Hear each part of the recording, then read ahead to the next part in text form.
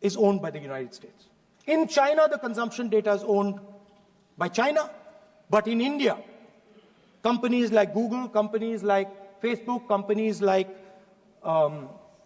Instagram, X, they own our consumption data.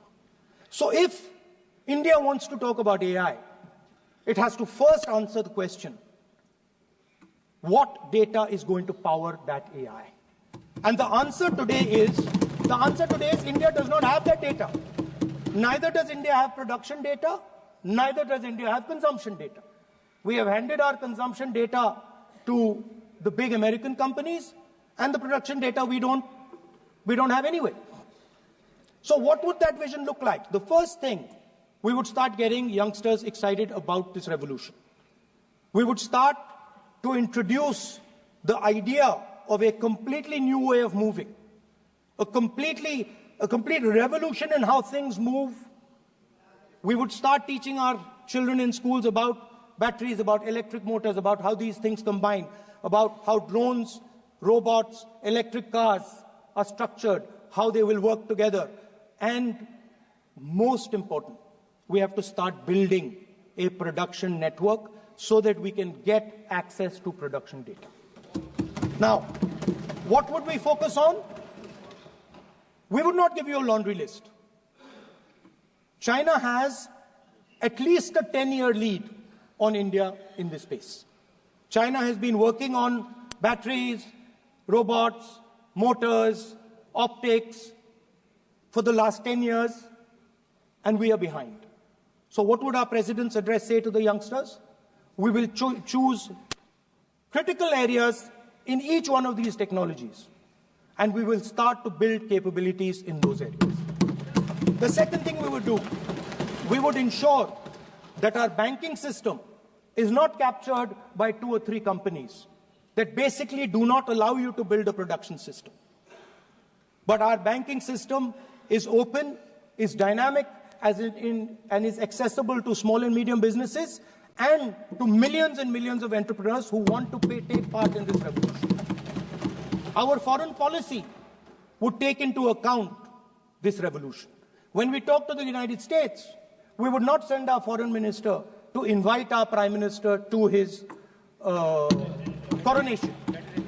We would not send him 3 or 4 times, please invite our prime minister. Because if we had a production system and if we were working on these technologies, the American president would come here and invite the prime minister. So it is important to understand where a... Please.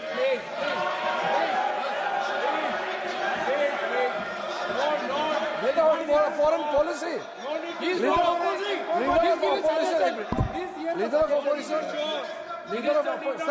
Leader of opposition cannot make such serious unsubstantiated statement. This is related to the relation between 2 countries. And he is making an unverified statement about invitation of the Prime Minister of our country. It's matter of our dignity. How can you make such kind of statement? He is leader of opposition, sir. He should be responsible in making such statement. Sir. LOP is giving us very positive suggestions. Why they are worried, sir? For the country, he is giving... Leader of opposition has the information from any official source.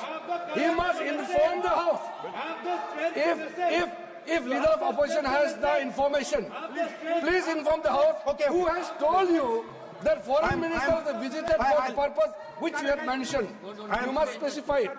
So, I'm sorry that disturbed you, that question. I apologize for disturbing your peace of mind. It's okay. I've apologized. I've apologized for disturbing your peace of mind. I'm sorry. Apologize for lying to the House. ऐसा नहीं होता है.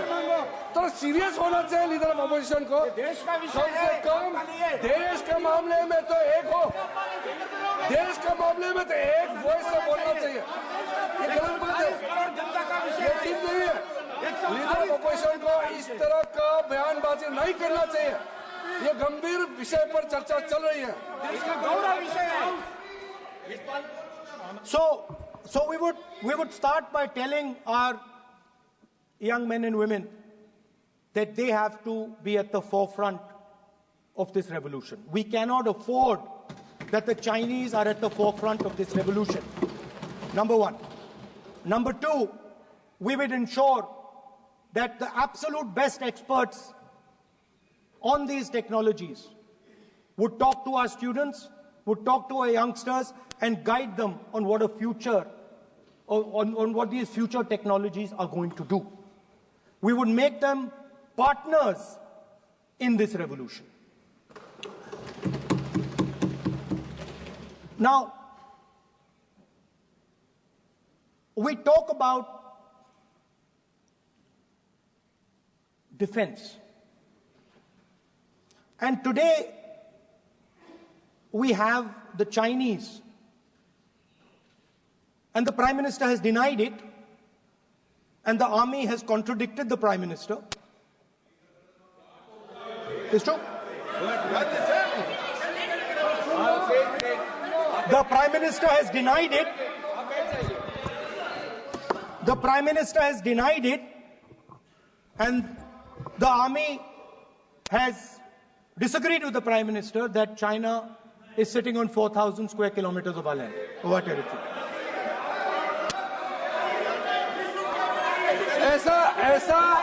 ऐसा इस सदन में अब मन चाहे बात नहीं बोल सकते हैं।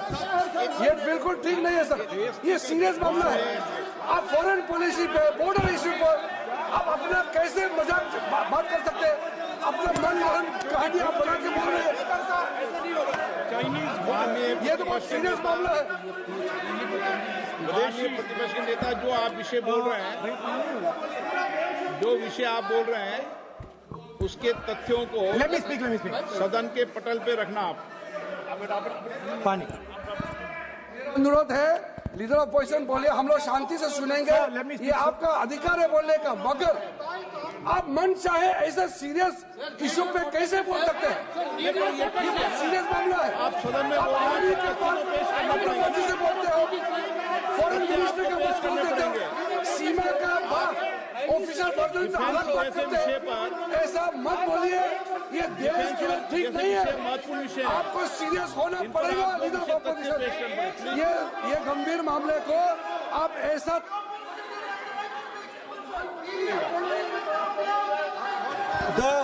The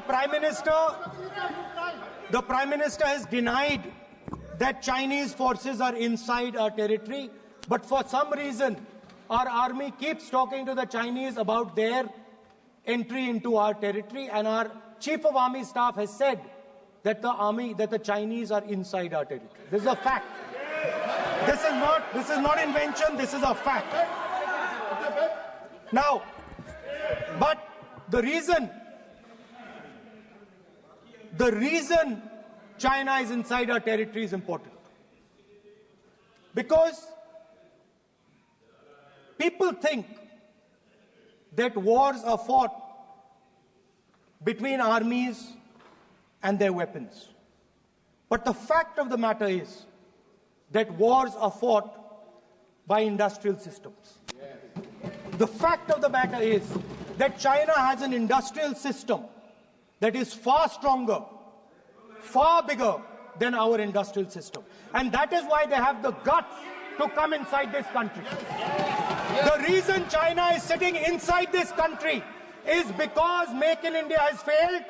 The reason China is sitting inside this country is because India is refusing to produce. And I am worried that India is going to give up this revolution to the Chinese once again. The reason I made this reference is because everything is connected.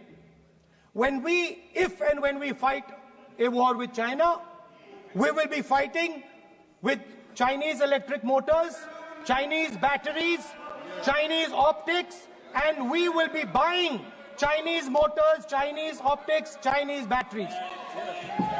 It is a non-sustainable proposition. That is why for our security, for the future of our children, for the future of our country, we have to build a production system, and we cannot allow this revolution to go by. Yes. Now, the next step, we have a strategic partner called the United States.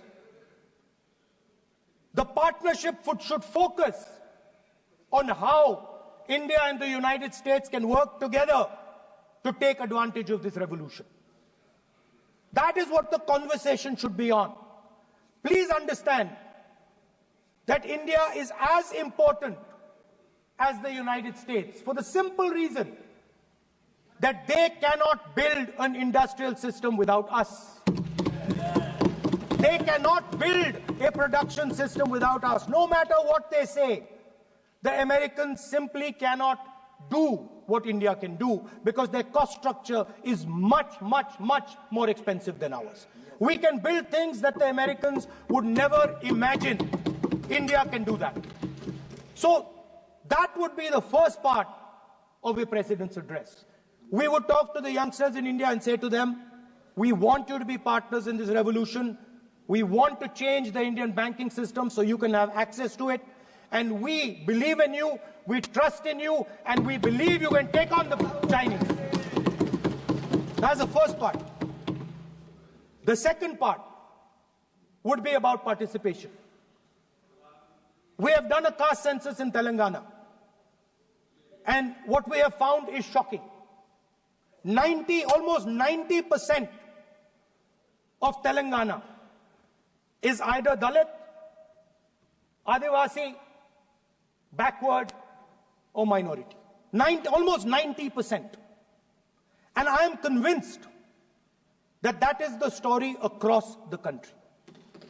I am absolutely convinced that the OBC population of this country is not one less than 50%, possibly 55%. 16% are Dalits, 9% are Adivasis, 15% are minorities. Last budget, there was a photograph. You remember the photograph? Of course. वो मक्खन बांटने वाली, हलवा बांटने वाली photo. मैं हैरान हो गया कि इस बार फोटो ही हटा दी. हलवा खिलाया मगर दिखाया नहीं किसको खिला रहे. Please. So at the center of any new development paradigm for this country, which runs parallel with the production paradigm I spoke of, which works together with the production paradigm I spoke of, is the participation of lower castes, OBCs, Dalits, Adivasis, in the wealth of this country. If we look at the largest corporates in this country, they're all owned. None of them are owned by OBCs. None of them are owned by Dalits. None of them are owned by tribals. If we look at the biggest media companies that support the Prime Minister, every day we see the Prime Minister's pleasant face, smiling face on these media. None of them are owned by OBCs. None of them are owned by Dalits. None of them are owned by Adivasis. This is the fact. So central to any new development paradigm is the architecture of a new paradigm. And that architecture of the new paradigm can only be built once the caste census is placed on this table. Because once the caste census is placed on the table, we will know exactly how much of this country's wealth, how much of this country's power, how many of this country's institutions are owned by 90% of this country. There are OBC MPs in the BJP. There are OBC MPs in the BJP. There are Dalit MPs in the BJP. There are Adivasi MPs in the BJP.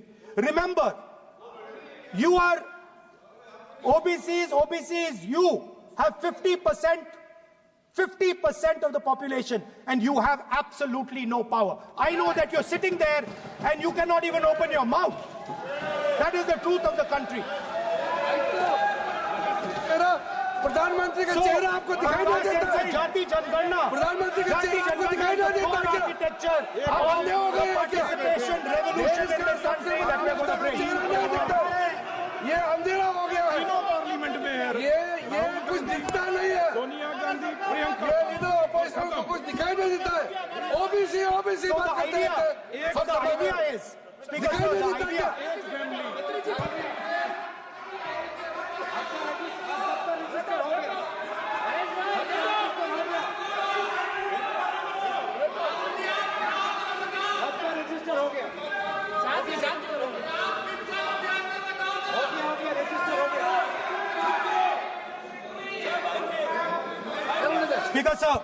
Speaker sir, so the idea is, on one side, allow India and the Indian youngsters to participate in the coming mobility revolution.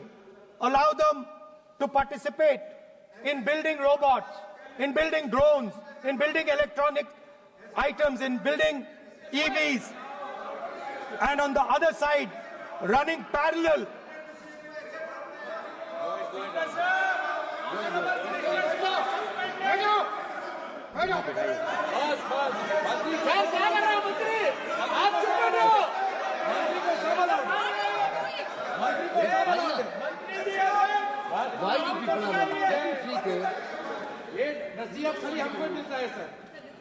मैंने उनको ही मना The country, Speaker sir. ऐसा नहीं है, आप भी बहुत disturbance करते हैं. Okay, Speaker sir, so parallel ideas. One idea, participate in the mobility revolution. Whether you're thinking of economy, weapons, production, healthcare, India should participate in this revolution. India should become the master of the electric motor, master of the battery, master of optics, and master of AI applied on top of that production system. Now imagine the power of AI when we apply it to the caste census. You imagine what we will do with AI and what we will do with the social revolution in this country when we start to apply AI on the data that we get from the caste census.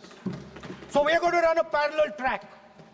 On one side, participation, revolutionizing the participation of Dalits, OBCs, Adivasis in the ruling of this country, in the institutions of this country, in distribution of wealth of this country. And on the other side, parallel track, challenge the Chinese and participate in the revolution and defeat the Chinese in electric motors, batteries, solar panels, and wind. So that is the first two parts of any presidential election address that any India Gathbandhan leader would give you. The final, of course, we go back to the Constitution. This, our favorite, just like the production system is a weapon, just like Jati Jangarna is a weapon of transformation, this is what the entire architecture is built on. I remember before the elections, all of you were saying 400 par, and you were saying you would change this. And then I was glad to see that the Prime Minister walked in and then was forced to bow his head in front of the Constitution. It was a moment of pride for all Congress people that we had explained to the Prime Minister and to the whole country that no force will dare touch this. I know that the RSS has never accepted this. Mohan Bhagwatji has said that India didn't get independence in 1947. He has said that this constitution is meaningless. I know that that is at your heart. We will never let your dream come true. This constitution is going to rule India always. Now, एक minute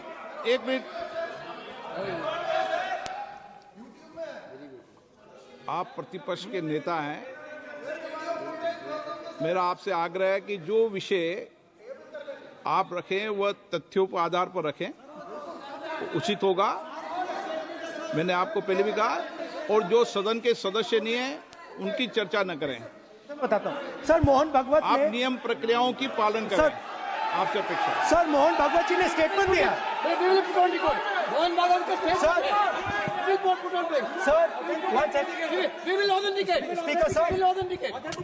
Speaker sir, Mohan Bhagwat ji made a statement saying that India did not receive independence in 1947. It received independence when the Ram Mandir was inaugurated. We will place that on the table. Now, sir, I would like to mention one small thing, but very important thing. Speaker sir, this constitution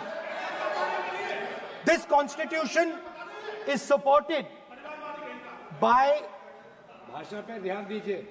this constitution is supported by the vote of our people. Without the secure vote of the Indian people, this constitution means nothing. Now I want to bring to the notice of this House some data, some information about the Maharashtra election. Very simple stuff. Speaker, sir, between the Lok Sabha election, which the India Alliance won, and the Vidhan Sabha election, the voting population of Himachal Pradesh was added to the voting roll of Maharashtra. Meaning the entire population of Himachal Pradesh was added to the voter rolls of Maharashtra. Please understand what I am saying. In Lok Sabha, the difference between Lok Sabha and Vidhan Sabha was the population of Himachal. The entire population. What? Almost 70 lakh new voters suddenly arrived between Lok Sabha and Vidhan Sabha. Now, the most interesting part, and the Prime Minister is not looking at me. The most interesting part. मजबूरी है. आप The तर्क most पे बात करना interesting part. तर्क पे सब सुनेंगे. तर्क पे बात करो. मुंह नीचे कर लिया suddenly. The most interesting part is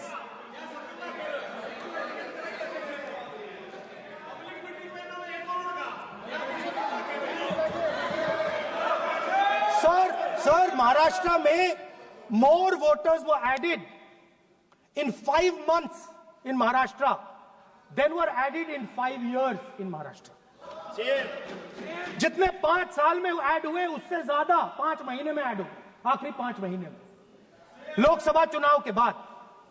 sir, एक बिल्डिंग है सर शिरडी में, एक बिल्डिंग में 7,000 नए वोटर एक बिल्डिंग में ऐड हुए सर. एक बिल्डिंग में 7,000 नए वोटर ऐड हुए सर. सर, मैं कोई आरोप नहीं लगा रहा हूं, मैं सिर्फ ये कह रहा हूं सर कि इसमें कुछ ना कुछ प्रॉब्लमैटिक है कि हिमाचल प्रदेश जितने बड़े वोटर्स लोकसभा के बाद जादू से आ जाते हैं. अब हम क्या कह रहे हैं? हमने इलेक्शन कमीशन से रिपीटेडली कहा है कि हम आरोप नहीं लगा रहे हैं. आप एक काम कीजिए, हमें लोकसभा की वोटर लिस्ट दे दीजिए, नेम, एड्रेस और इलेक्ट्रॉनिकली दीजिए, और विधानसभा नहीं है. नहीं सर, नहीं. स्पीकर सर, वो सब वेबसाइट पे रहती है, सब जानते हैं, कभी भी कोई निकाल सकता है. स्पीकर सर, मैं समझा देता हूं सर. स्पीकर सर, वो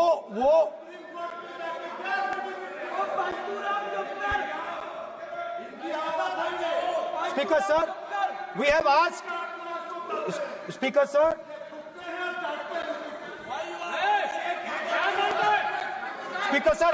we are asking this question. Speaker sir, population of Himachal Pradesh. Please. Population of Himachal Pradesh has voted.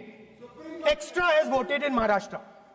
We are saying to the Election Commission, please give us the names and addresses and polling booths of all the workers in the Lok Sabha and all the workers in the Vidhan Sabha, so we can calculate who these new workers are, who these new voters are. Interestingly, the new voters are mostly in the constituencies that the BJP has swept.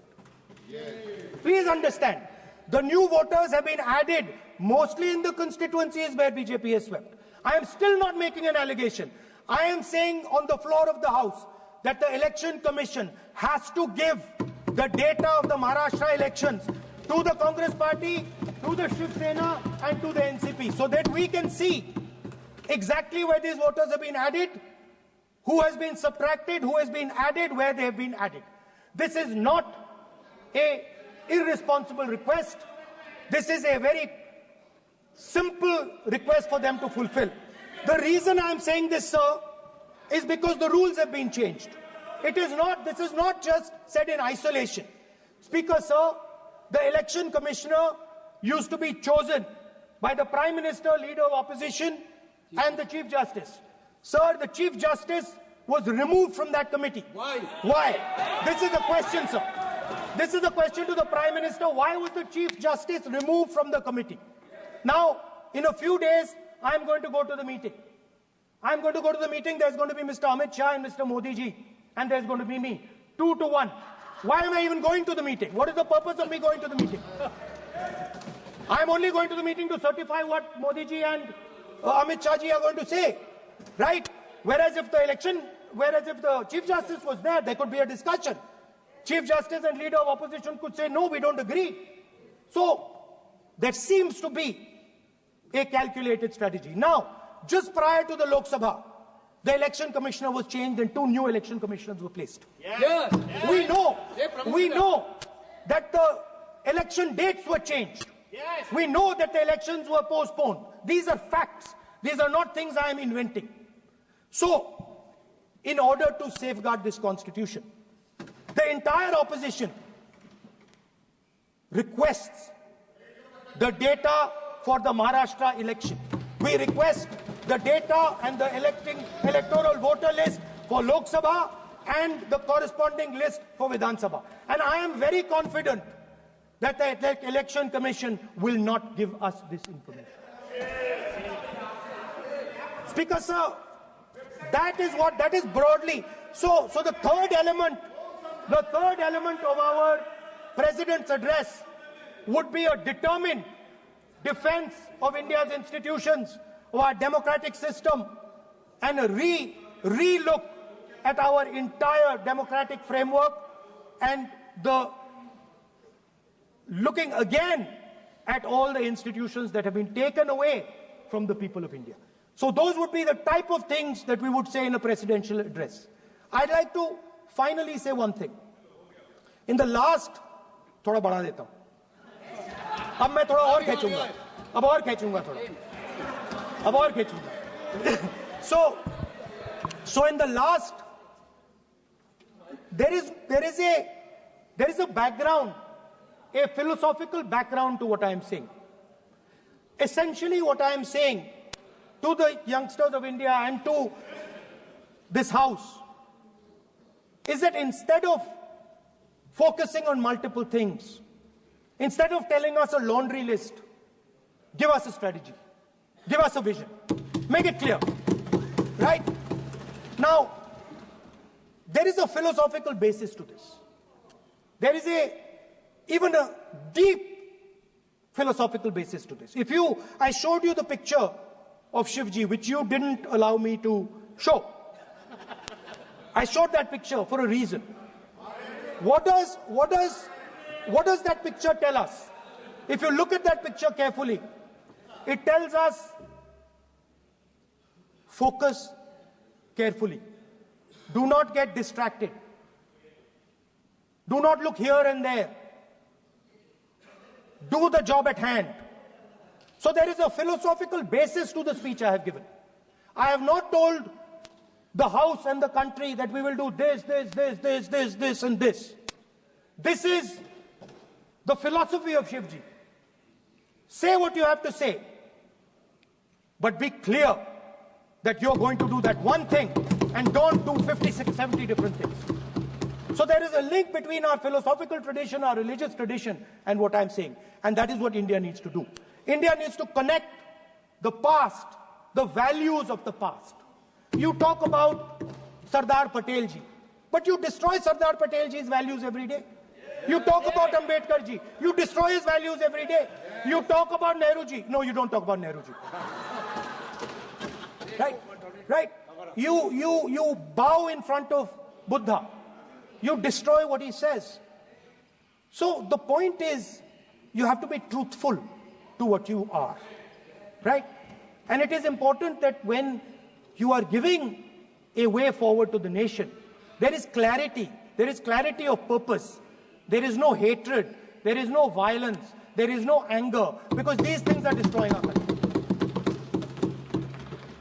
So my speech has not been angry, has not been nasty. My speech has been very polite, very kind, and I thank the Prime Minister for coming and listening to it. माननीय श्री नरेश चंद पटेल,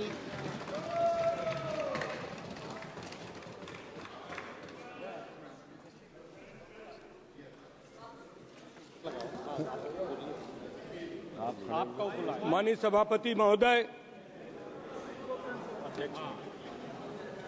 अध्यक्ष जी, जाने वाले कोई नहीं रोक पाएगा।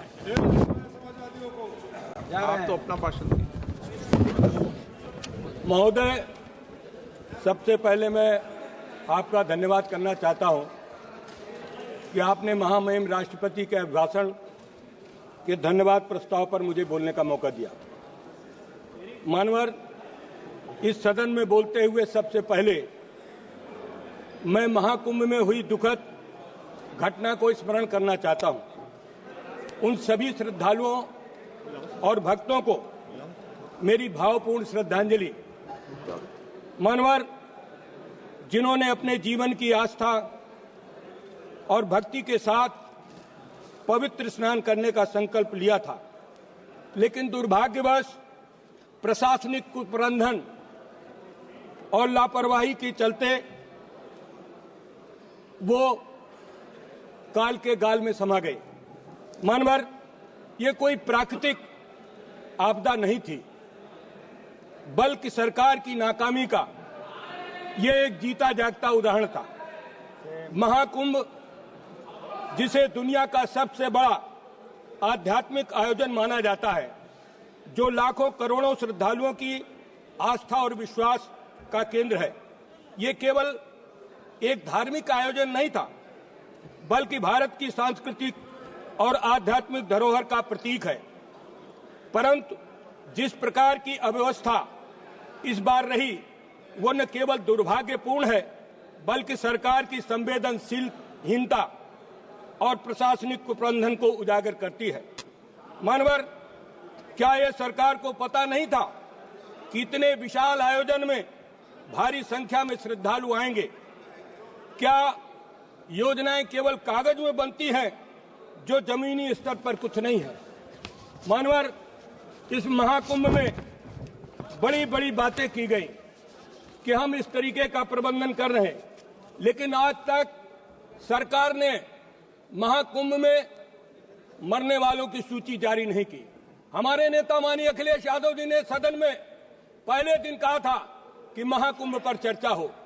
ये दुनिया का बड़ा मेला, इस मेले में इतनी बड़ी अव्यवस्था, डबल इंजन की सरकार, और डबल इंजन की सरकार में जिस तरीके का जनता के साथ मजाक हुआ, ये घोर निंदनीय है। मानवर, इस सरकार में असफलताओं की बहुत लंबी सूची है। मानवर, शिक्षा जो किसी राष्ट्र की बुनियाद होती है, आज भ्रष्टाचार की गर्त में जा चुकी है। हर प्रतियोगी परीक्षा में मानवर मजाक बनकर रह गई है। मानवर, बिहार से लेकर उत्तर प्रदेश, महाराष्ट्र, गुजरात में जगह जगह पेपर लीक हो रहे हैं। सरकार ने एनटीए, नेशनल टेस्टिंग एजेंसी का गठन बड़े बड़े वादों के साथ होते कहा गया। मानवर, ये संस्था निष्पक्षता, पारदर्शिता की नई मिसाल कायम करेगी, लेकिन आज ये हालत है कि परीक्षा प्रारंभ होने से पहले ही सोशल मीडिया में पेपर लीक हो जाते हैं। क्या यही सरकार की पारदर्शिता है? क्या यही डिजिटल इंडिया का सच है? नीट की परीक्षा जो लाखों छात्रों के मेडिकल के करियर को भविष्य तय करती है, उसके बार बार पेपर लीक की घटनाएं होती हैं। मानवल, रेलवे भर्ती, एसएससी की परीक्षा, यूजीसी, नेट, कोई भी परीक्षा इस सरकार की अक्षमता से बच नहीं पाई है। एनटीए को स्थापित करने पर सरकार ने जो बड़े बड़े दावे किए थे वो मानवर खोखले निकले। मानवर महामहिम राष्ट्रपति के अभिभाषण में किसानों की फसलों के मूल्य के एमएसपी की गारंटी का कोई जिक्र नहीं है। लगातार देश के किसान, करोड़ों किसान इस बात की आशा लगाए बैठे हैं कि भारतीय जनता पार्टी ने चुनाव के समय जो कहा था कि हम एमएसपी की गारंटी देंगे, स्वामीनाथन आयोग की रिपोर्ट लागू करेंगे, हम किसानों को लाभकारी मूल्य देंगे, लेकिन आज हमारे देश का किसान दर दर की ठोकरें खा रहा है। आज पूरे देश के अंदर किसानों में जिस तरीके की निराशा है वो लोकतंत्र के लिए बहुत ही शर्मनाक घटना है। मानवर भारतीय जनता पार्टी के बड़े बड़े नेता जो इस देश को और प्रदेश को चलाते हैं, जब चुनाव में जाते हैं, चुनाव में कहते हैं हम किसानों को लाभकारी मूल्य देंगे, हम किसानों को मालो माल कर देंगे, लेकिन आज भारतीय जनता पार्टी ने आय दुगुना करने की बात भारतीय जनता पार्टी ने किया था। आज ये देश किसानों का देश, जिस देश के किसानों के साथ भारतीय जनता पार्टी जिस तरीके का दोहरा मापदंड अपनाए है, उससे हमारे लोकतंत्र को बहुत आघात पहुंचा है। मानवर आज हम उत्तर प्रदेश के फतेहपुर जिले से लोकसभा के सदस्य चुनकर आए हैं। हमारे नेता अखिलेश यादव जी ने अपने जमाने में किसानों को खाद, बीज, कीटनाशक दवाओं का लगातार प्रबंध किया था, लेकिन आज उत्तर प्रदेश में अभी बुआई के समय खाद की जितनी बड़ी किल्लत हुई, डीएपी मिली नहीं, यूरिया ब्लैक में मिल रही है, किसानों को पानी नहीं मिला, लेकिन भारतीय जनता पार्टी ने इस पर कोई ध्यान नहीं दिया। डबल इंजन की सरकार डबल असत्य भाषण पर विश्वास करती है। आज भारतीय जनता पार्टी लगातार जिस तरीके का काम किसानों के साथ कर रही है, मानवर हम किसान के बेटे हैं, हमारे यहाँ आज किसानों के साथ डबल दुख हो रहा है। मानवर हमारे जिले में, हमारे प्रदेश में छुट्टा जानवरों से किसानों की फसलें बर्बाद हो जाती है, लेकिन वो हमारे किसानों की फसलों को फसल बीमा के अंतर्गत उनको कोई लाभ नहीं मिलता है। मानवर इसका जिक्र इस हमारे जो महामहिम राष्ट्रपति का भाषण है, इस पर इसका कोई भी जिक्र नहीं है। मानवर किसान बीमा की दुर्घटना की शुरुआत समाजवादी पार्टी के समय में हमारी पार्टी के संस्थापक स्वर्गीय मुलायम सिंह यादव जी ने किया था। पहले किसानों को कोई भी दुर्घटना का बीमा का लाभ नहीं मिलता था, लेकिन माननीय मुलायम सिंह यादव जी ने किसानों को बीमा दुर्घटना के नाम पर 1 लाख की राशि निर्धारित की थी, जिसे बढ़ाकर समाजवादी पार्टी के राष्ट्रीय अध्यक्ष माननीय श्री अखिलेश यादव जी ने 5 लाख रुपए कर दिया था। समय बीत गया, बीतता जा रहा है, महंगाई बढ़ती जा रही है, लेकिन किसान बीमा दुर्घटना पर आज वो 5 लाख की राशि लगातार वही बनी हुई है। हमारी मांग है कि किसान बीमा दुर्घटना की राशि को कम से कम 15 लाख रुपया करना चाहिए। मानवर भारतीय जनता पार्टी ने कहा था कि हम मुफ्त सिंचाई देंगे, किसानों को हम मुफ्त सिंचाई देंगे, लेकिन आज उत्तर प्रदेश में मुफ्त सिंचाई नहीं है। बिजली महंगी हो गई, डीजल का दाम बढ़ गया, खाद का दाम बढ़ गया, लेकिन किसान परेशान है। आज भारतीय जनता पार्टी ने मुफ्त सिंचाई की बात करके किसानों के साथ बहुत बड़ा मजाक किया है।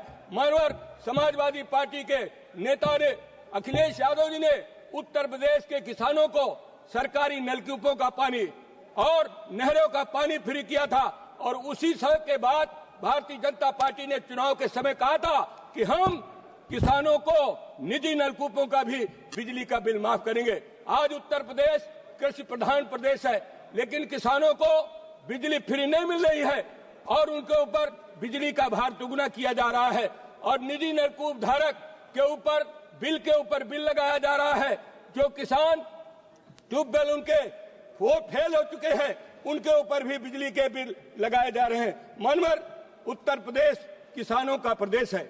आज अभी फसल आई, धान की फसल, जिसका जिक्र इस अभिभाषण में नहीं है। मानवर धान की फसल में धान के किसान परेशान हैं, उनका धान लागत मूल्य से भी कम में लिया जा रहा है और किसान आत्महत्या करने पर मजबूर है।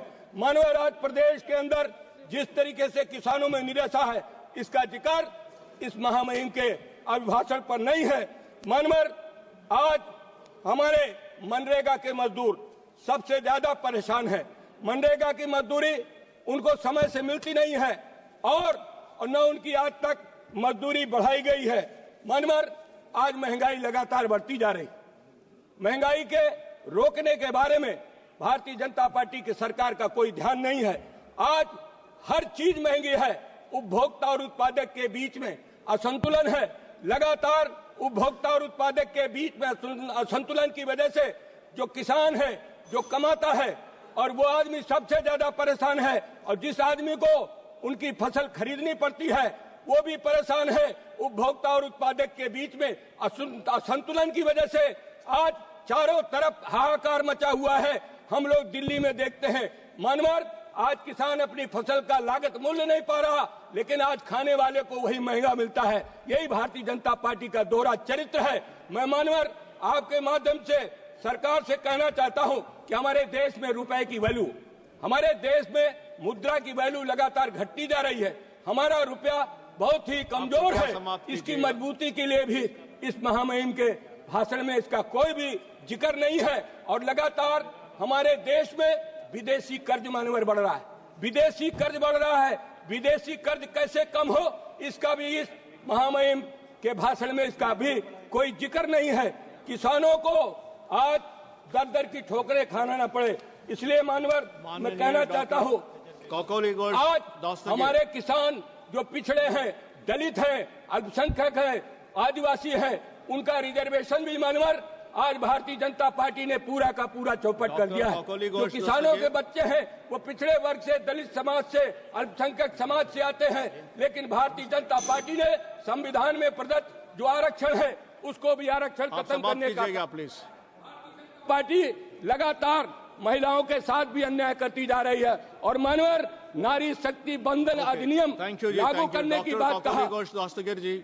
मैडम प्लीज के नेताओं के भाषण सुने कि हमने लोकसभा और राज्यसभा में उनको 33% आरक्षण दिया था, लेकिन मनवर ये कब लागू होगा नारी शक्ति बंधन अधिनियम? इसकी भी मैं मांग करता हूँ। मनवर राज्यपाल महामहिम डॉक्टर दास्तीगार भाषण में डॉक्टर दास्तीगार दिया, मैं आपका बहुत बहुत धन्यवाद करता हूँ।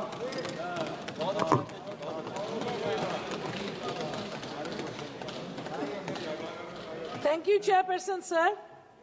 I stand here on behalf of All India Trinamool Congress and my leader, Srimati Mamata Banerjee, to take part in the motion of thanks of the speech addressed to both the houses by Mahamahim Rashtrapati Ji, Srimati Draupadi Murmu. I also express my greetings. Today is Vasant Panchami to all members here and to all the citizens. And I wish there was a holiday for us. Itminan se puja karte. Lekin wo nahi hua. I am a very religious person, a devout Hindu. But I believe and respect all religions. And that is why, like me, there were millions of Indians who were preparing for the Mahakumbh Mela that was supposed to take place after 144 years. Some of the poor people were saving money to go and take the Mahasnan on the Mauni Amavasya. Sad to say, Mahamahim Rashtrapati Ji in her message spent only 61 words to express her sorrow and has not condemned the death, has not given condolence message to the families of the dead. We are very sorry for it because she's totally neglected the dead people, and there is definitely a discrepancy between the number of dead bodies in the morgues as said by the doctors and the number of dead bodies or people missing that we see. The same thing had happened in the state in the COVID times. So this state, how much ever advertisement they did, but while preparedness is concerned, where disaster management is concerned, they have failed. They are giving zero because they should not be given this kind of responsibility where they play with the lives of the common man like this. Now, after we go on to her speech where she mentions about the middle class, you know, as per as the National Council of Applied Economic Research says, 30% of the total population of India belong to the middle class. And we had the budget on the next day. in which a lot of promises were made. Who is the middle class? People who earn between 2 and 10 lakhs of rupees per year, supposed to be the middle class. But what about the inflation? What about the food inflation? And what about the support to the farmers? What about waiving of the loans for the farmers? Nothing is mentioned in the speech of Mahamahim Rashtrapati ji. I'm sorry to say, the multinationals and the billionaires' loans have been waived off by the banks, but not that of the farmers. This is absolutely unwarranted in a country where we depend on the farmers for our food. The people, we live in the cities, we don't grow our food, the farmers do, they toil in and out, and they were sitting at the Singhu water. In the border they were tortured, but they were not given the waivers. I would also like to draw the attention of the Honorable Rashtrapati ji's speech, where she talks about the teaching.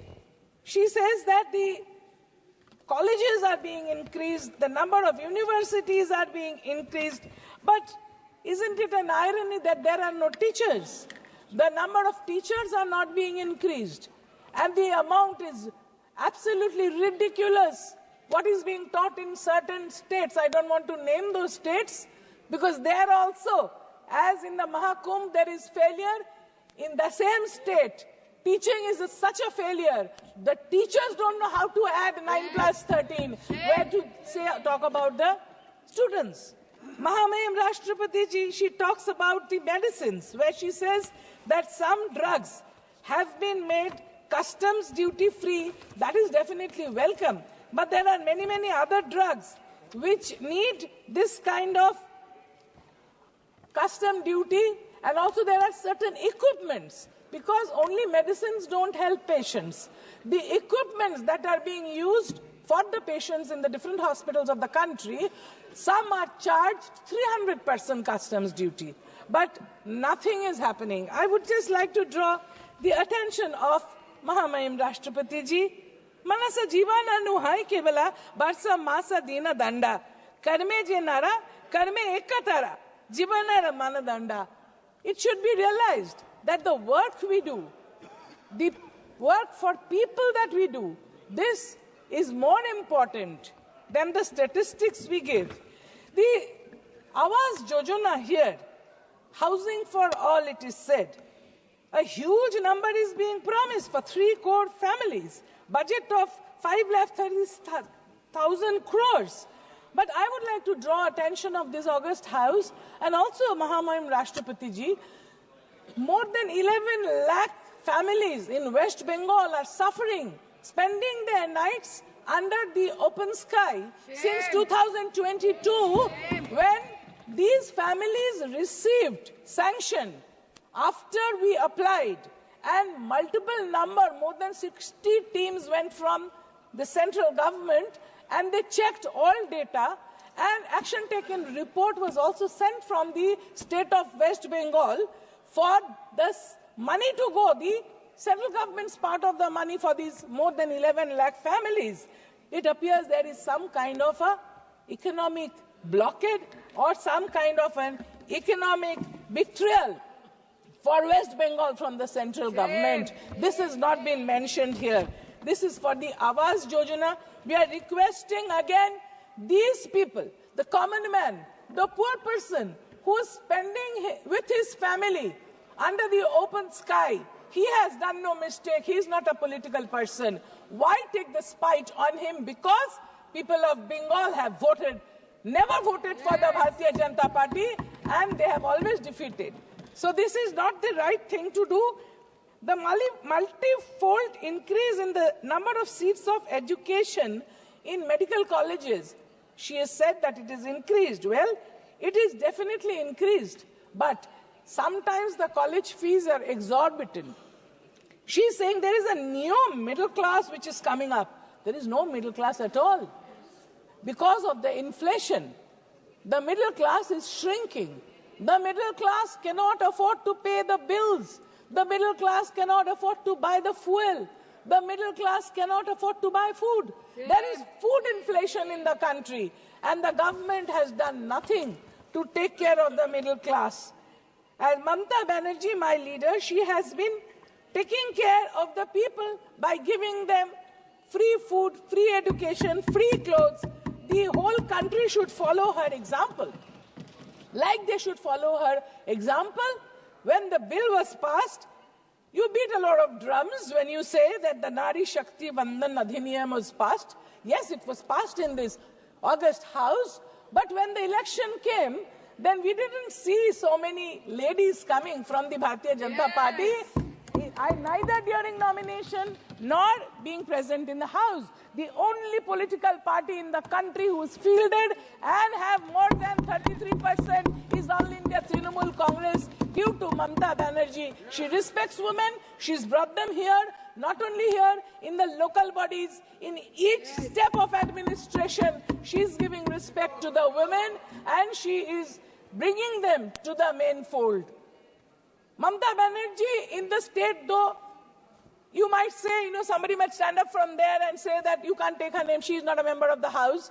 She is the Chief Minister of West Bengal. She's taking care of the poor. She's taking care of the Dalits. She's taking care of the women. She's taking care of the children. But look at the state of affairs here, where the Adivasis are neglected, all the other poor people are neglected. The Awas Yojana house has not reached the sanction given in 2022. But till now, 2025, the poor people have not received. They also say in the speech, she lauds the daughters of the country who bring us medals. That is appreciable. But let me tell you, these golden girls, हमारा sir ताज है, ये हमारा नाज है इस पर. लेकिन the honorable MP sitting here molested them. He was not punished. It is so shameful that his son has come back here. Shame. So does it show that the women are respected, that the golden girls are respected, that the sportswomen are respected by this government? So the speech is absolutely wrongly written. I would request when the speech is written, then they should consider what they are writing from Mahamahim Rashtrapati Ji, because it is coming out from the highest office. People are listening to her. They shouldn't feed her with wrong information, which goes against the ethos of our constitution. Just now, LOP was speaking about the Constitution of India. At every step, the Constitution is not respected. We must keep in mind that our Constitution forms the backbone, and our country became independent in 1947 and not last year in 2024. Any person can have their own religious belief. We all, like I said, are devout. I am a devout Hindu, but I respect all religions and we celebrate all festivities. Like my leader Mamata Banerjee says, Dharmo jar jar, utshab shobar. Everybody can take part. So when they did this, they should not have spoken like that. That is disrespecting the Constitution. You should not be doing it. In our country, Global Hunger Index puts it as 105 out of 127 countries at 27.3. That is the index, 27.3. And about the child wasting, it is highest in the world, in the country. The children of different states are not getting enough to eat. During 2014 election, lots of jobs, they were promised. But where are the jobs now? 46% unemployment is there in the country. Out of the total population, 28% of the population is between the ages of 15 and 29 looking for jobs. And you will be astonished, sir, that more the education, more the joblessness. A graduate is more akin to get jobless than an unskilled labor. A person who's passing graduation, post-graduation, PhD level are applying for, when the advertisement is coming for menial labor, unskilled labor, they are applying there because there is no, like the LOP was saying, that there is no projection for production, for having more production, unless we have, there is this company, there is this public sector company of telephone where 48,000 people lost their jobs? Was it done just to let one private company's telephone communication thrive? Those people, those 48,000 people who lost their jobs, they were working in private sector, but the government did not take care of them. The foreign direct investment has entered into insurance where people keep their money, their hard-earned money, to get it at the end of the day, or when he's not there, his family gets it. If you have FDI coming into that, if you have FDI coming into seeds, when the seeds bill was passed, the farmers protested. Nobody listened to them. Is this a democracy where nobody listens to the common people and you just go on passing bills which are like we protested when the common NET was done, you know, the National Eligibility Entrance Test, we requested let it happen in regional languages throughout the country because students are used to study in their mother tongue.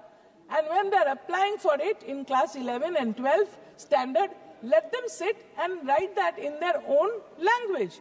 But the government didn't listen. They had a common test for which many poor students cannot apply for the NET. So this also should be undone and they should be allowed to sit in their own mother tongue, the exam. There is also this ONDC initiative which is giving rise to digital commerce. Well, it is appreciable. But do you know how many lakhs of crores of rupees has been lost by people? Either the message comes on the WhatsApp or the message comes in email or there is a phone call saying your electric bill is due. You either pay just now by pressing 0 and as soon as you press 0, all your bank account lays khali. The lakhs of crores has been lost by people through this cyber crime. And who are these people operating this nexus, this cyber crime? It is sometimes from outside the country also. And I am to understand from very reliable sources, I don't want to quote because we are not supposed to discuss committee things outside. We have about 500 students of IIT, different IITs, engineers, trying to find out who is operating this from where, from which part of the country, which part of the world. We know some places, I don't want to again also say this here, but they are operating like this and they are siphoning off money from people's bank accounts. This cyber crime is taking such, some people, a video call comes, somebody puts on the phone to talk, that picture is taken and superimposed and then he is blackmailed. So these things are happening. The cyber crime is destroying the peace of the country, the sanctity of the ladies of the country. What is the government doing for that? So they were not prepared before they started the online transaction. Without learning how to swim, they jumped into the pool. And that is why people are getting this kind of messages. So we would request that the government should take up cybercrime very seriously and look at it so that the people do not lose their hard-earned money. So we would like also to request that about the eastern side, there are 8 states.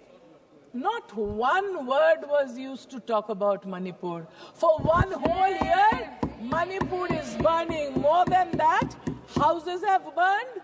In Manipur, ladies have been raped, the gang raped, children have been born in the camps, and none of our honorable ministers, not our honorable Prime Minister had the time. He has time to visit the election states, but no time to go to Manipur, where our party, our honorable Chief Minister, Srimati Mamata Banerjee, sent a team of us. We went and saw how babies are born. How babies are born in the makeshift relief camps. There is no baby food. More than 6,000 houses have been burned. There's an ethnic war going on. And there was not a single word about how many square kilometers of India is occupied by foreigners. I don't want to name, but foreign power is occupying parts of Arunachal, parts of Aksai Chin, parts of Leh Ladakh. So why we should neglect that my motherland be occupied by foreigners and bow down to them? Don't we have the courage to stand up and protect my motherland? Thank you, sir.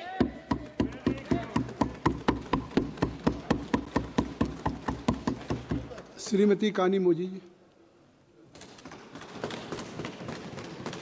Thank you, sir. I rise to speak on the motion of thanks to the President's address on behalf of my party, the DMK. First, I would like to express my grief and empathy to the families of the people who died in the stampede at the Kumbh Mela. These people trusted the union government and the state government and gathered there, hoping that you will protect them.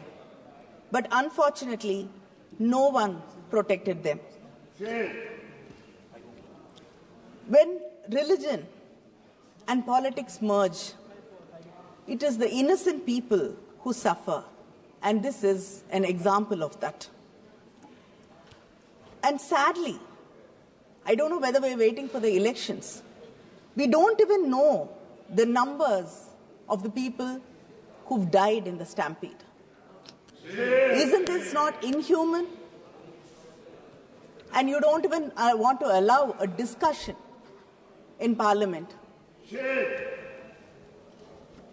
Sir, the President of India ended her speech saying our Bharat is a country of 140 crore people, and we have diverse states, diverse regions, and diverse languages.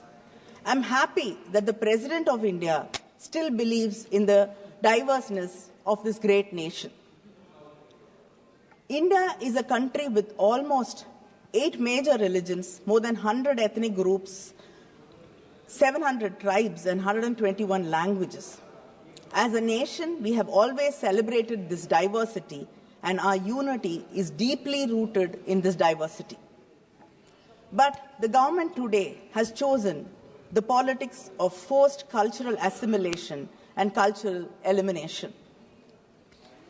The President started her speech mentioning the 75th anniversary of adoption of our Constitution.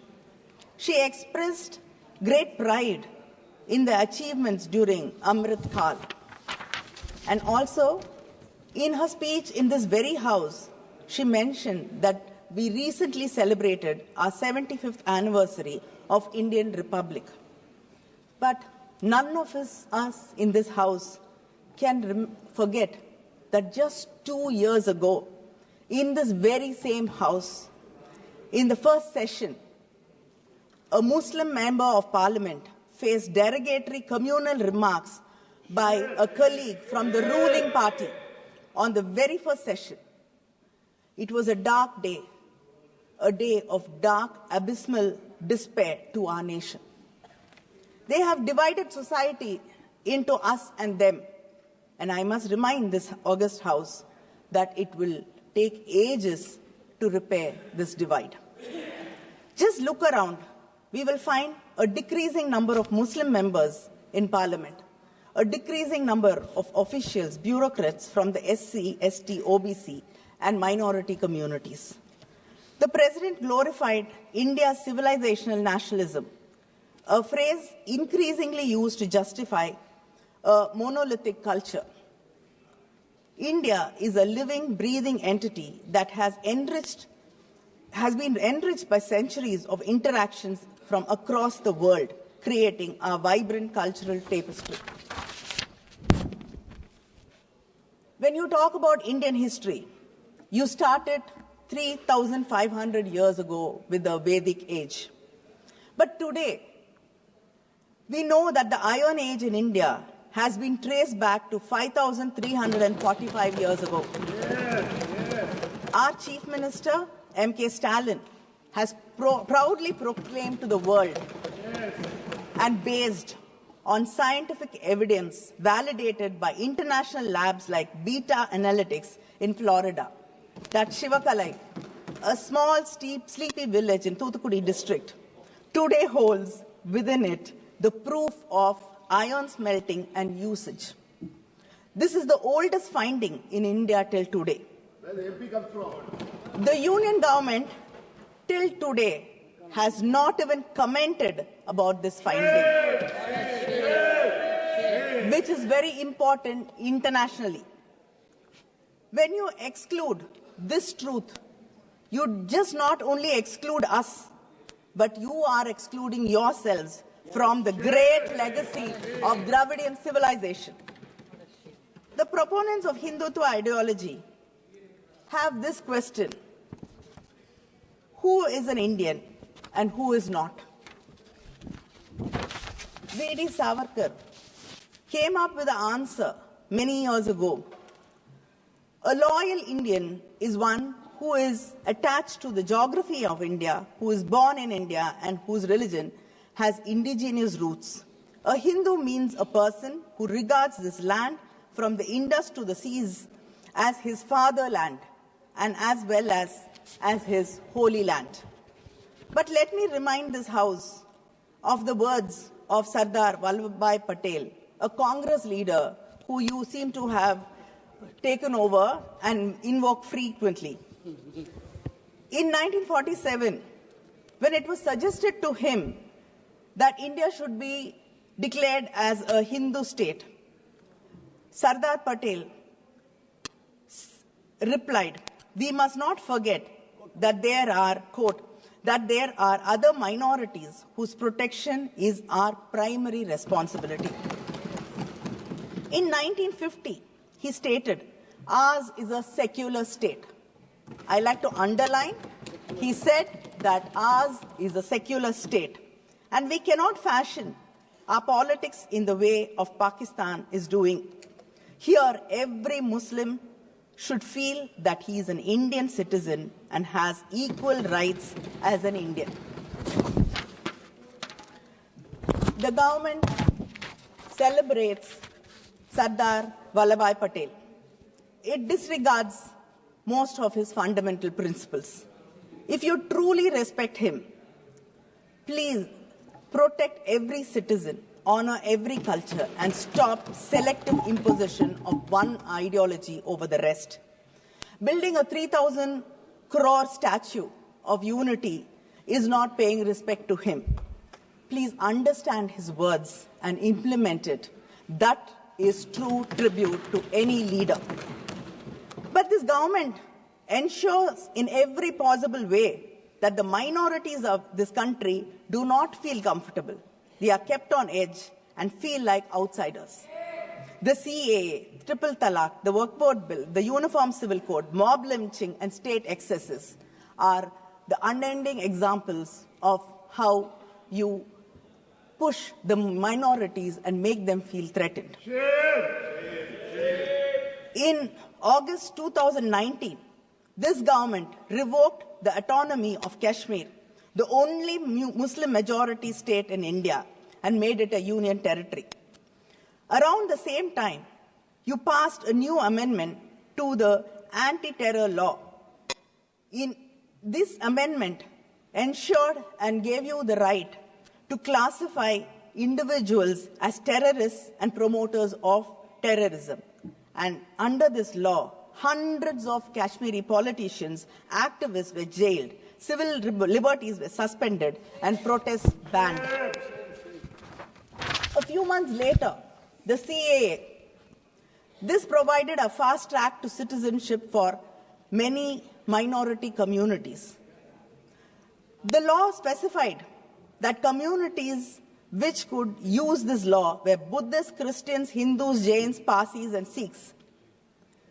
These communities made it to the list, but the Muslims were omitted despite their presence in countries where they are minorities and have been persecuted and have even suffered violent attacks.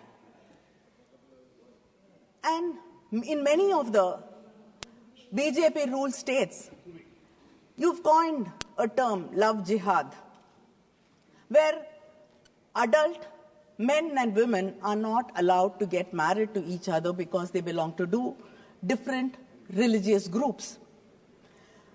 And your reasoning is that Hindus will become a minority in this country. India has 14% Muslim population and almost 80% Hindu population. Creating false narratives like this is your way of politics. But at least let people, individuals who have a right to make a personal choice in their private lives. Let them live a life. And we've seen in most of the BJP-ruled states, mobs assault minorities while the police stand idle. I can't even say mobs assault them because in some states, the authorities themselves bulldoze Muslim homes and businesses. And lynchings cannot become widespread without atmosphere of impunity which you are ready to give. Attack on civil society groups are surging. Any voice of dissent is called anti-national. In November 2021, the National Security Advisor, Ajit Doval, told the graduating class of the National Police Academy in Hyderabad, the new frontiers of war is the civil society. The National Security Advisor tells the National Police Academy in Hyderabad that the new frontiers of war is the civil society. Since 2015, close to 17,000 civil society organizations have been denied registration or renewal. Next, the Christian NGOs are disproportionately losing their FCRA licenses. Out of the 2,257 NGOs who've lost their FCRA licenses, 1,626 are affiliated with Christian social programs. This is a targeted financial stranglehold on organizations that serve the India's most vulnerable population. The Christian community, which constitutes around 11.54% of the total religious population, operates 72% of all religious minority schools in India, and over 5,000 hospitals in rural places. But still, you do not want them to help the marginalized, the underprivileged. Attacks on Christian organizations and churches have escalated over the years, with Uttar Pradesh emerging as the hotspot. This government campaigns under the banner Sabka Saath, but seems to be unable or unwilling to safeguard its minorities and failing its marginalized Indians. The Honorable President, in her address, mentioned about the spirit of Sabka Saath, Sabka Vikas, Sabka Vishwas, Sabka Prayas. I got a copy of the English translation of the President's speech. And when I got the copy, I was very confident that I will be able to read through it without anybody's help or support. But I was mistaken. Even to get through one page, I needed help of translators, because this speech has been studded and sprayed liberally with Hindi and Sanskrit phrases, which happen to be the names of schemes or the policy of the ruling government, which is in slogans. So, how can you talk about we together if your own, even translations do not include us and they are excluding us? And the President, and I think Honorable Speaker from the BJP also spoke about the Kashi Tamil Sangamam and the Saurashtra Tamil Sangamam. You remember all these only during elections. Okay, but let us leave that alone. But for you, Tamil seems to start in Kasi and end in Gujarat. But it is a living language. I'd like to ask, if you really care about, you quote Tirukural also, and I think that only mention of Tamil Nadu or anything Tamil in the budget was Tirukural, nothing apart from that. So, between 2014 and 2022, the Union government has allocated 74 crores for the Central Institute of Tamil Nadu. of Tamil in Tamil Nadu. Whereas it has allocated to the Central Sanskrit University 1,487.81 crores. We don't have staff in the Central University. We do not have epigraphists to decipher Tamil inscriptions. The President in her speech proudly proclaimed that manuscripts are being digitized. I'd like to bring it to the notice of this House that the Tamil manuscripts in Tamil University in Tanjavur are being digitized with the help of the British Library in London instead of the support of the Union government. Legislature, judiciary, and the executive are three pillars of the democracy. But this government is undermining all three. The key democratic institutions may have formally remained in place, but the norms and practices which hold democracy have deteriorated. The Vedam report on democracy says India has been downgraded to the state of electoral autocracy. In the past 11 years, we have seen that bills have been brought without proper consultation with stakeholders and bills which undermine the rights of state governments. In 1994, the Supreme Court ruling in the S.R. Bommai case underscored that states were not mere extensions of the Union. Rather, they possess supremacy within their constitutionally defined domain. I'd like to remind the Union government about this case, and you seem to have forgotten that states have their rights, and the rights have been promised, have been secured under the Constitution of this country. I'd like to just go through a list of the bills which were passed in this House. The Electricity Amendment Bill, Act 2022. It sought to allow multiple private distributors in state-controlled power sectors, reducing state government's control over the electricity distribution. Mines and minerals. This act, which enabled the Union government to auction tungsten in Aritapatti in Madurai without the consent of the Tamil Nadu government. The Chief Minister had to bring a resolution in Assembly against this, and the continuous protests of the people of Aritapatti. Only after that did you withdraw this. The Dam Safety Act 2021 further gave the Union government the power over dams across states. The Forest Conservation Amendment Act diluted state control over forests, allowing infrastructure development in forests without state approval, affecting tribal and environmental rights. The three criminal laws, Bharatiya, Nyaya, okay, whatever. Actually, when a very senior lawyer, when I asked him to explain what this bill was about, the first thing he told me was, first let me get the translation, and then I will be able to explain it to you.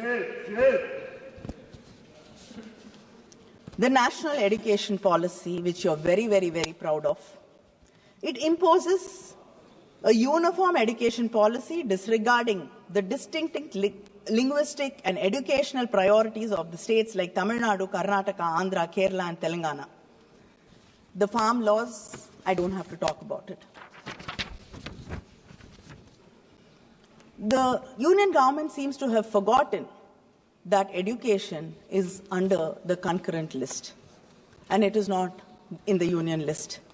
The UGC draft regulation 2025, which ultimately wants to centralize control over university leadership, particularly through appointment of vice-chancellors, undermining the federalism of overriding state laws and imposing central criteria on state university. This limits the autonomy of universities and hinder their ability to function according to regional needs. And the one nation, one election. Again, this is being brought so that when during an election, the issues which are important to states, state governments, are wiped away, are lost, and the national parties, the national parties can set the agendas for the election, and the states do not matter. 5 minutes. The census delimitation. There's already one speaker more already. And yes, sir, I'll just finish. I'm just finishing. The census delimitation I'm just reminding. I'm not. It is to sir? It is to you too, because you have one more speaker. So we insist on caste census, but we have to oppose delimitation based on the census. States which have done well, which have controlled population, which have advanced education, health, and employment, are the ones which are going to suffer. Just because we have reduced the population, just because we've been responsible states, it does not mean we have to suffer. And then, once again, the balance of power will become lopsided. So this government has failed its citizens even in providing basic amenities such as food, employment, education, and shelter. You keep talking about Amrit Kal. I don't think we've even arrived at Achhe Din, which you started with. So where is the possibility of talking about the Kal? Kal means Kalam, I think. And you're talking about protecting farmers. Do you know that 1,474 farmers have committed suicide between 2014 and 2022 because the insurance companies which collected around 57,620 crores has only given back 3,878 crores to the farmers. You have not protected the farmers. And the Narega workers. This government has taken away work from rural India. And this bill was brought to ensure 100 days of employment for people who had no other means of income. But you've cut down 84.7 lakh workers from the list. And this is from your own registry. And the government, in its budget, has reduced food subsidy by 8,000 crores. Is this Amrit Kal? I think the LOP has spoken about youth and employment. But when you were in your campaign mode, you were talking about 2 crore jobs. But in the speech of the president, it has come to 10 lakh per year. Kindly conclude.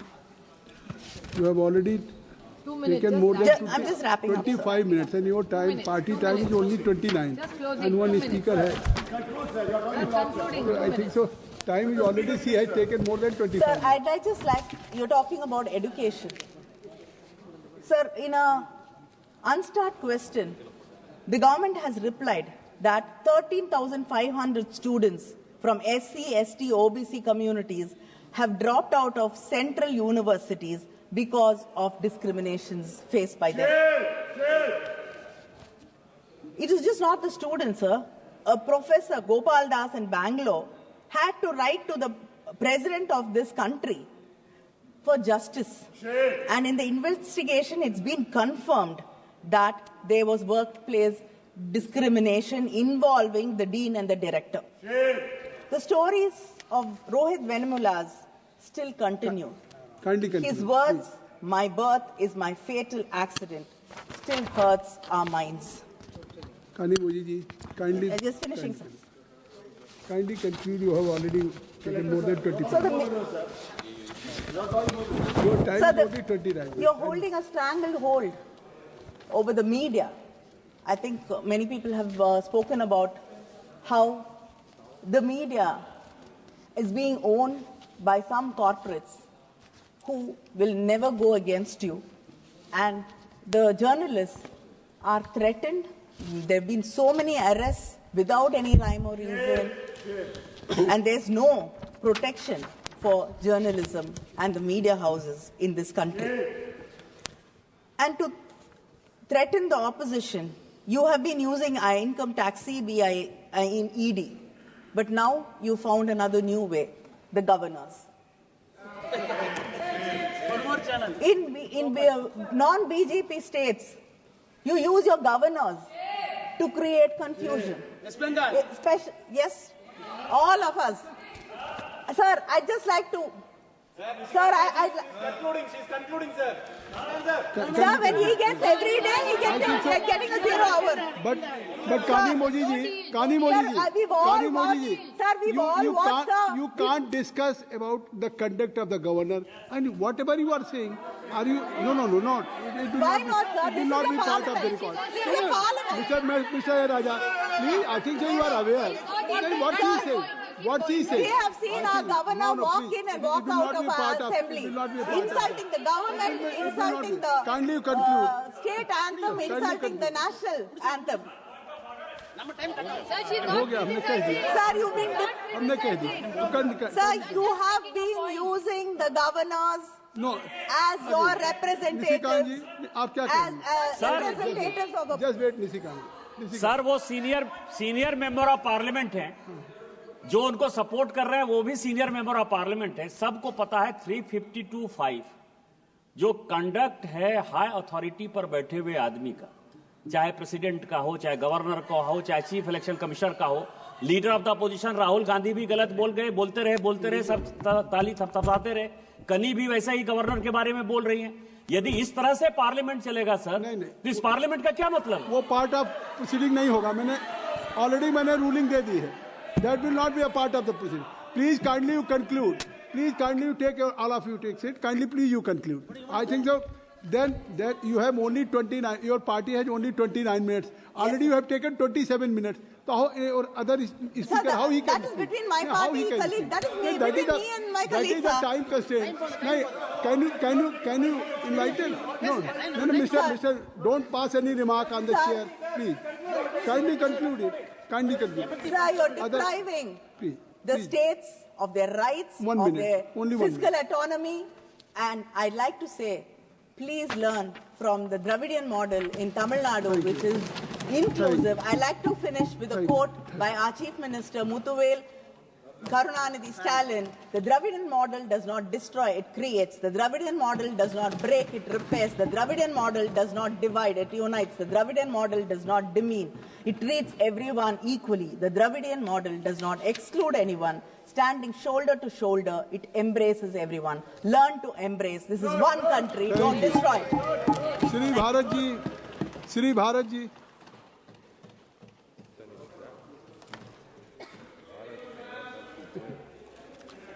Sir, the mic is not switched on. Mic will be automatically on. Hello? You start, I think so mic will be functioning. Thank you, sir. You just start. I'd like to thank the President, ma'am, for her address to the joint houses. And I'd like to focus my speech on the celebration of 75 years of our Constitution, celebrating our democracy and the constitutional protection that we are all enjoying. A leader that spoke before me spoke about our neighbor, a powerful neighbor, where there's a lot of development. But what is development worth without freedom? I have studied and grown up in India, and I've seen the diversity that thrives in India.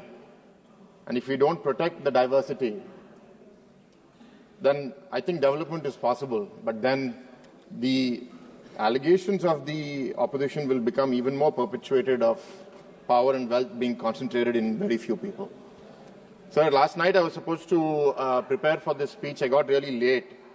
But for some reason, I've been wanting to watch a movie for the last week. The name of this movie is V for Vendetta. I first saw this movie almost 20 years ago, and it had a profound impact on me, but I still wanted to watch it again. I don't know why I saw it. And as I saw the movie, the parallel to my state of Andhra Pradesh over the last 5 years was so clear. On September 9, 2023, my leader, Chandrababu Naidu Garu, was arrested. Our leader, Mr. Lokesh's Yuvagalam Padayatra was abruptly stopped after 229 days. And we were all shocked. Soon after, less than a week after, we had the leader of Janasena Party, Mr. Pawan Kalyan, a senior leader in our party and popular actor, Mr. Balakrishna, and Mr. Lokesh go and meet our leader, Mr. Chandrababu Naidu, in jail. And as they came out and they announced, Mr. Kalyan announced that we are going in this together. Today it is not about me, it is not about the TDP, it is about the future of the state of AP and the future of the people of AP. That went on for 52 days with him being in jail. A lot of uncertain times. On October 31st, he was released. And I was fortunate to be there in the road as he was released and leaving the jail. And I was standing on my car and I had a vantage point. And as he was greeting the people that were there to see him after so long, we were able to lock eyes. As I saw his eyes and the depth in those eyes, there were tears rolling down my cheeks. And then we left, all of us moved to Amravati, the leaders of the party, the cadre, the family. But he only reached there 14 hours later at 6 a.m. in the morning. Someone who was in jail for 52 days, over the age of 70, still sitting in the car, not getting up and greeting people across the way, wherever people were there to see him. It gave us strength to fight, to see somebody like that. And then 6 months later, the campaign, the elections, 90 public meetings, almost 3 meetings a day. And all of this was not about him. It was about the future of AP. And I think what he felt, what was he feeling? His hope was to remind the world that fairness, justice, and freedom are more than words. They are perspectives. I'll be taking quotes in the movie through this, sir. And I think at that point he realized that he knew the people were feeling something that he knew all along. There is a long dialogue, sir, from the movie. I want to paraphrase it. Sir. It appealed very true to me. Sir. Pale, Krishna. Kuchon, it's okay. It doesn't matter. Krishna, it's okay. Please. So Please, order. Maintain order. Sir, I'd like to paraphrase. Please, continue. Address the chair. Please address the chair. Krishna. Sir, I'd like to paraphrase a dialogue from the movie that I saw last night. It really stuck with me. And I think if I were to paraphrase what my leader was asking of the people, addressing it to the people from his voice. So if you've seen nothing, if the crimes of this government remain unknown to you, then I would suggest you allow the 13th of May to pass unmarked. But if you see what I see, if you feel as I feel, and if you would seek as I seek, then I ask you to stand beside me 6 months from today, outside your voting booth, and together we shall give them a 13th of May that shall never ever be forgotten. And that's what the people have spoken, sir.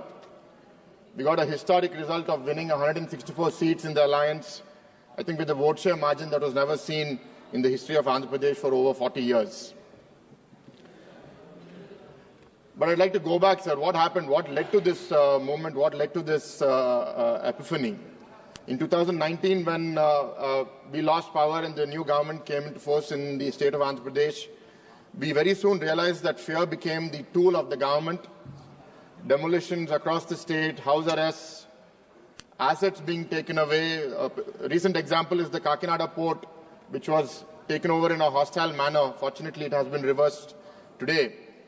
Financial and psychological warfare. And as the COVID started, we just saw that continuing. I'd like to make a quote here, sir. All of us were tested. I dare do all that may become a man. Who dares do more is none. From Macbeth. What does that mean? I have a responsibility to stand up and fight, but not to protect myself, but for the state. There was a psychological environment where many people wanted to compromise with the government to ensure that their assets are protected or they are protected. The university that I lead was attacked, and there was an intention to coerce. But with the support of our leader, we stood strong. And as time progressed, I could see that there were many people wearing masks. You wear a mask for too long, you forget who you are beneath it. Many people in society, in the services, seemingly decent people, started behaving differently. And people who were being oppressed, I could see hate building up. It imprisoned many people. But then what I felt was, it's not about giving back that hate. I'd rather die than give up.